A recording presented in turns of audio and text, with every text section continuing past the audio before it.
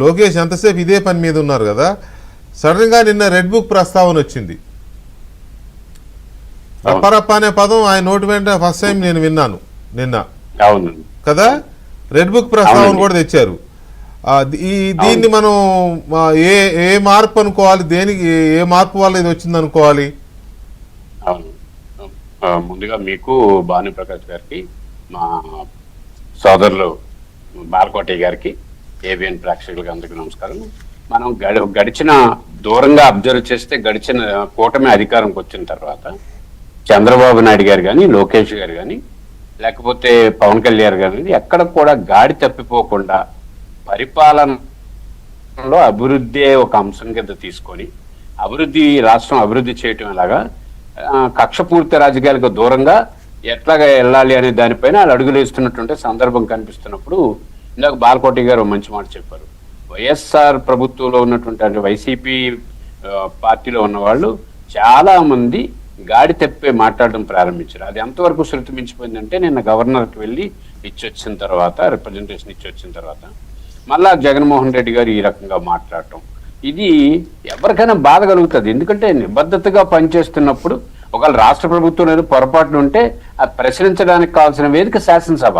నువ్వు శాసనసభకు వెళ్లకుండా, శాసనసభలో మీ ఎమ్మెల్యేలు మాట్లాడకుండా, పోనీ మీరేదైనా ప్రాజెక్టు కన్స్ట్రక్టివ్గా ఏమైనా ప్రభుత్వాన్ని నిలదీసే పరిస్థితి అంటే అది కాకుండా ఇలాగ మనం బజార్ రౌడీలాగా తొడగొట్టుకునే బాటలో మాట్లాడి రప్ప అని చెప్పాను, లేకపోతే పోలీసులు గొడ్లు వదిలేస్తామనో, లేకపోతే మేము అధికారంలోకి వస్తున్నాం, రేపు ఎవరైనా మెడికల్ కాలేజీలు కానీ తీసుకుంటే వాళ్ళని జైల్లో వేస్తామనో, ఇది సందర్భం ఒక ముఖ్యమంత్రిగా పనిచేసినటువంటి వ్యక్తులు ఈ రకమైన భాష మాట్లాడడం కరెక్ట్ కాదు.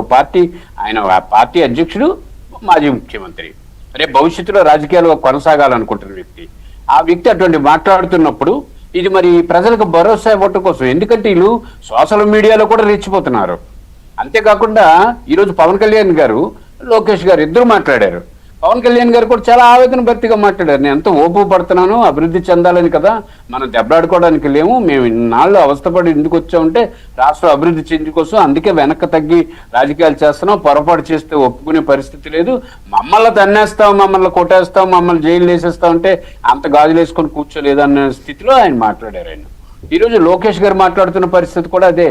లోకేష్ గారు కూడా అలా మాట్లాడడానికి కారణం ఏంటంటే వైఎస్ఆర్సీపీ వాళ్ళు ఆ లాంగ్వేజ్ ఇవ్వటం, మాట్లాడడం వల్లే. లేకపోతే వాళ్ళు ప్రశాంతమైన వాతావరణంలో రాష్ట్రంలో జరుగుతున్న పొరపాట్లని ఎత్తి చూపించమని లోకేష్ గారు ఇంకోలా మాట్లాడి ఉండేవారు, కేవలం హుందాగానే మాట్లాడి ఉండేవారు. మరీ ఆ రఫ్ లాంగ్వేజ్ తోటి మాట్లాడి రాజకీయ పార్టీలని, కార్యకర్తల్ని, అధికారులని ఏమీ కాకుండా, అలాగే అధికారంలో ఉన్నటువంటి ముఖ్యమంత్రినో లేకపోతే మంత్రుల్లో ఏమీ కాకుండా మాట్లాడితే ఎవరు అట్లాగా చూస్తూ ఊరుకోగలుగుతారు? ఇంతవరకు ఓపు పడుతున్నారు. కారణం ఎందుకు? రాష్ట్రం అభివృద్ధి చెందాలని, రాష్ట్రంలో ఈ రాజకీయ సంక్షోభం రాకూడదని, లేకపోతే రాజకీయాల్లో గొడవలు రాకూడదని. ఇప్పుడు నాకు తెలిసి జగన్మోహన్ రెడ్డి గారు వాళ్ళు ఎందుకు ఇలా మాట్లాడుతున్నారు అని అంటే ఏదో రకంగా రచ్చ తీసుకురావాలి, ఎక్కడో దగ్గర గొడవ తీసుకురావాలి, డెవలప్మెంట్ని డైవర్ట్ చేయాలి. ఈ గొడవల వైపు వెళ్ళిపోయారు అనుకోండి. ఇప్పుడు లోకేష్ గారు మాట్లాడారు, ఇదో పెద్ద చర్చ 2-3 రోజులు.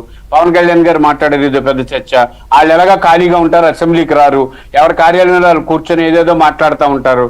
దానికి సమాధానం ఇచ్చే మనుషులు కావాలి. అభివృద్ధి వైపు దృష్టి పెడుతున్న వాళ్ళకి టైం వేస్ట్ అవుతుంది.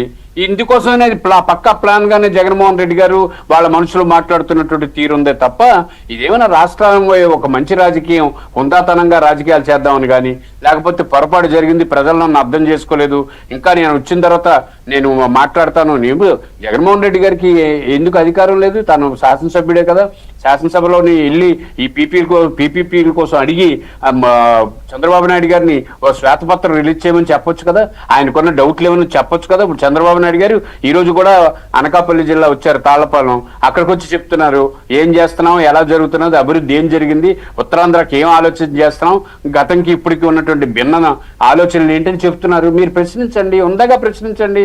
అయ్యా మీరు చెప్తున్నది తప్పు, ఇదిగో మేము చెప్తుంది ఇది అని, లేదా మీరు సూచన చేయండి. గతంలో కూడా లోకేష్ గారు ఒక సమావేశంలో చెప్పారు, మీకు తెలిసిన కంపెనీలు ఏమైనా ఉంటే పిలిపించన్నా, మీరు చెప్పారనే జనానికి చెప్తామని అన్నారు. ఇంకంతకన్నా ఉందా రాజకీయాలకు ఇంకేం కావాలి మార్గం? అది మానేసి అనవసరమైనటువంటి మాటలు, అంటే ప్రజాస్వామ్య వ్యవస్థని రెచ్చగొట్టడం, లేకపోతే రాజకీయ పార్టీల మధ్య ఒక అంతర్గతంగా ఒక శత్రుత్వాన్ని నింపటం, లేకపోతే రాజకీయాల్లో వాడకూడని భాష వాడటం, ఇది ఆ స్థాయి జగన్మోహన్ రెడ్డి వాళ్ళ స్థాయి కరెక్ట్ కాదు. దీనివల్ల జగన్మోహన్ రెడ్డి ఇంకా నష్టపోతాడే తప్ప లాభపడ్డు. ఎట్టి పరిస్థితుల్లో జగన్మోహన్ రెడ్డికి లాభం ఉండదు. ఆయన ఏమనుకుంటున్నాడంటే ఇలా మాట్లాడితే జనం ఏదో ఇంకా ముందుకు వస్తారు, అతని జెండా పట్టుకుంటారు అనుకుంటున్నారు. అది కాదు. ప్రజాస్వామ్య వ్యవస్థలో ఈరోజు